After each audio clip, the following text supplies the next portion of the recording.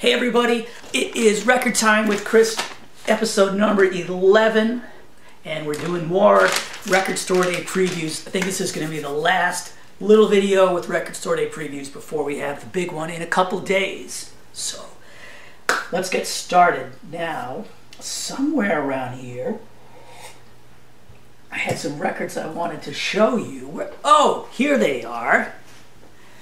They're in my Run the Jewels Tote Bag. Check it out. That's right, this is a Record Store Day release. You've got a pretty intense 5-color image here. Spot printed, and we also have 2 of their hand pins. These are pins.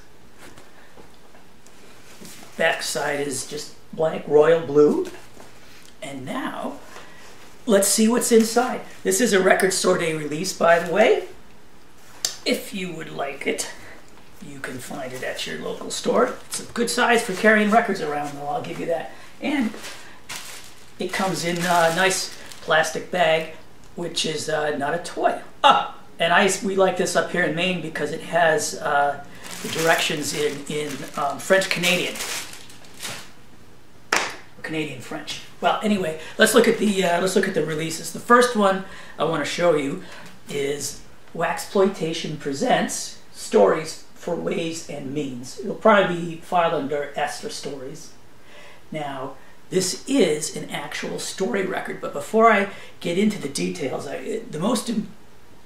The most important thing is that it's awesome. The second most important thing is that it's part of the Stories for Ways and Means project, and it goes along with a book.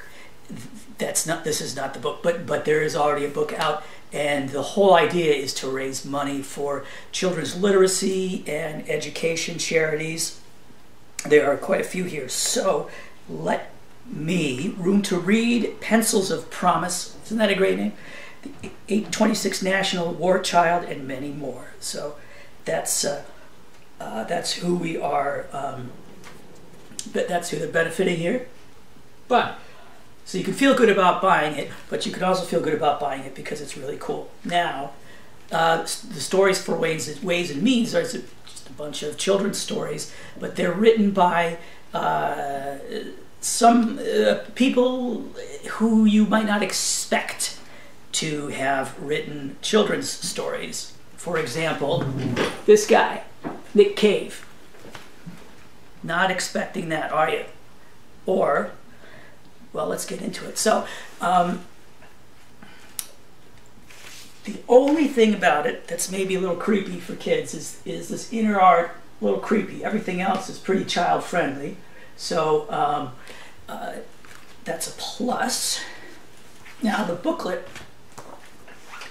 has just reprints of individual pages from the book.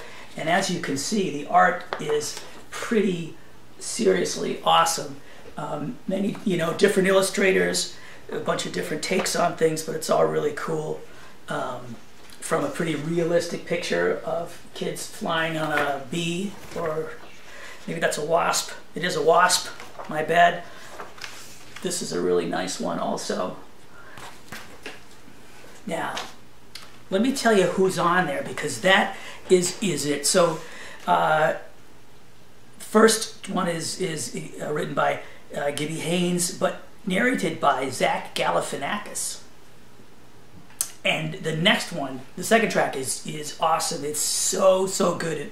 I was surprised how good it was. It's a story by Frank Black, and it's narrated by none other than Danny DeVito, who is, I think that's him down there. And it is hysterical. The way he says the thing is Doug the Bug. And it's one of those ones with lots of cool rhymes, but he finds about 70 different ways to say Doug the Bug. Doug the Bug? Doug the Bug. It's so great. Some of the other people who are on here, another one I really like is called Fishing with Music. And that was written by Amadou Bagayoko and narrated by Dram, or D-R-A-M. And that was actually, I think, had to be translated. Yes, it did. So anyway, but let me tell you who some of the other people are. So Laura Marling wrote one, Justin Vernon, and that's narrated by Nick Offerman. Gary Newman narrates his own story, and it's not called Cars. It's called The Very Tall Tree, which may be down in the park. No, somebody from Jellyfish is on here. Alison Mosshart, she's doing her own. Jim James wrote a story. So as you can see, it's the artist Eliphandt, Eliphandt. I think she's maybe South African, or maybe she's from Israel. I forget. Oh, John Vanderslice, Devendra Banhart, Jason Light. So a lot of people on here. I'm just going to hold this up so you can pause it. I'm going to let you pause it here if you want to see everybody who's on there. And if that's not enough, it's also a really cool swirly, well, it's not swirly, whatever you call that, smoky kind of orange vinyl. Makes me think of like a Tootsie Roll Pop, orange Tootsie Roll Pop. Moving on, so that's a good one. That's a good one. Here's another good one. All right, bluesman R.L. Burnside, Long Distance Call, Europe, 1982. It's a track listing. It's got. I love the photograph on the front. It's, you know, especially that kid in the background. You know, it's a solo, just him, and it also is on colored vinyl. This is a clear with the smoke, or maybe a light gray, transparent with the smoke.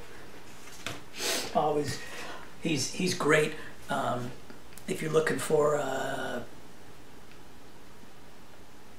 younger-ish blues guy who still sounds pretty true to 50s or earlier, like post-war blues. Jason Isbell in the 400 unit. This requires a little explanation too. So you see live from Welcome to 1979. And what's neat about that is, as you can see here on the bag that it comes in, it was cut direct to lacquer. So let's talk about that for a second, because you may see some other records that are cut direct to lacquer. There is a series that, like Third Man Records does this. Welcome to 1979 is a all analog recording studio. I don't think there's anything digital there, at least that's what they say. I haven't been there. So what this direct to lacquer thing is, so lacquer is part of the record manufacturing process, and so you may know that there are, so the record is actually pressed, right? It's like a hockey puck of vinyl that gets smushed between heat and pressure to form a record. But those stampers have to be made from something, and there's like an electroplating process that I'm not too sure about. I think that but anyhow, first you need a lacquer, which is like a blank record that the music is like carved into by a stylus, or like a lathe. I think they call it a lathe. So normally that music is recorded either to tape or to computer, and then that recording is mixed and whatever, and then cut into the lacquer. But what they do here is they skip all that other stuff, and the music goes straight from the mixing desk in stereo right onto the lacquer. So what that means is that when you buy this record, you will hear exactly what was going on in the room. They can't stop it, and like they can't stop it and redo it. They have to, once they start cutting that thing, that's it. You go till you get the whole thing done. If you screw up, I guess they throw it out and you have to start over. It's pretty awesome. So here, I'll show you on the back while they were doing it. So here's Jason Isbell, right? Here's the rest of the band, but this is what's behind the scenes. So here you have two guys worrying about the mix, And then at the bottom, you got two guys. You can kind of see the lathe right there. And you look at that. You see how he's looking. I don't know if you can see. There's like a mic. He's looking through a microscope at it, and he looks like he's watching. He's probably watching the levels or something to make sure that it doesn't get blown out. Really, it's a really cool process, and it's a really neat record. So it's covers. It's all covers. A couple Stones songs, John Prine, Springsteen, and well, I don't know if the 6th song counts as a cover or not. It's a Drive-By Truckers song, but it's one that Jason Isbell wrote when he was in the band. So maybe it's a cover, maybe it's just a reinterpretation. And as we all know, they have an album coming out soon. And and if you are one of the every day should be record store day folks, keep in mind that there's an indie exclusive version of the upcoming Jason Isbell and the 400 unit album, and that comes with a lyric book. So if you buy the vinyl, you get this lyric book inserted, and that's the only place you can get it. And it's the same group of stores who participate in Record Store Day. So if you buy this on Saturday, next Saturday, the 22nd, and enjoy it, make sure you head back to that store and get one of the other things. Black vinyl, by the way, but I thought you might want to see the label. Oh, here we are. Download card for R.L. Burnside. And before I do the last one, I'm going to pause because I have another thing to give away. If you want this, just leave a note down in the comments. I have Luther Campbell got his autobiography, right, from Two Live Crew. If you are a certain age, you might remember there was a whole big hubbub about one of his albums, and it became a whole big free speech thing, and then there was a Jane's Addiction thing a couple years later. So this was a big deal. So hey, if you want this, and this is probably this is an uncorrected proof. So the only way you could get something like so this is rare. In other words, it's like a test pressing of a record or a promo. So just write down there if you want it. I'll pick somebody to win in a few days. And the last thing I have to show you is available on 10-inch record, CD, and cassette. Be available in all formats, and except digital, haha. So here it is. Kylesa.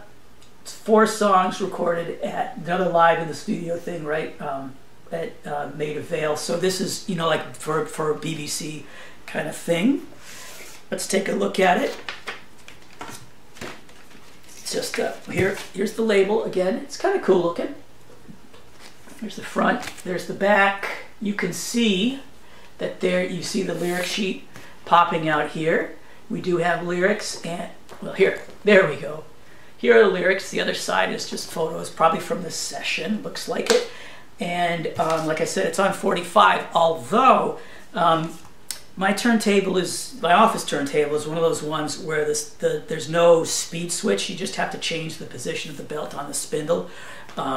So I left it on 33, and this is like kind of sludgy metal anyway, but boy, when you slow it down from 45 to 33, it sounds heavy and deep and awesome. Well, it's great. All right, that's it. Let me know if you want the book.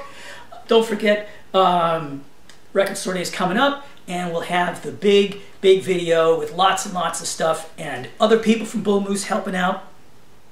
You just a couple days to wait. So listen to something good between now and then, and we'll see you soon.